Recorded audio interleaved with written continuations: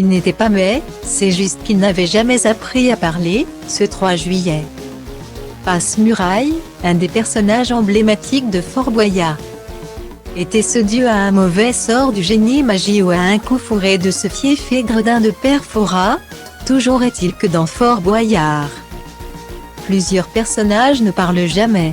Felindra, les maîtres du temps, Passe-Partout, Passe-Muraille, les bottes, tous doivent écouter les monologues du vieil homme dans sa vigie sans pouvoir en placer une. Denis Mermet, qui était alors producteur de l'émission, avait expliqué en 2007 aux Parisiens pourquoi la plupart des habitants du fort restent silencieux. S'ils ne parlent pas, c'est parce qu'aucun personnage du fort, en dehors du Père Fouras, ne parle. Cela permet aussi aux comédiens de jouer dans les versions étrangères du programme. S'ils parlaient dans la version française, les autres pays les remplaceraient pour les adaptations. La situation a changé depuis, beaucoup de personnages sont désormais doués de parole. Même si ce sont toujours les muets qui sont repris dans les versions étrangères. Dont Passe-Muraille, censé être incapable de parler. C'est pourtant ce qu'il a fait ce samedi 3 juillet. Pendant les aventures du dernier numéro de Fort Boyard, Passe-Muraille est arrivé vers les candidats et Olivier Mineux en portant un livre, Apprendre à parler pour les cancres.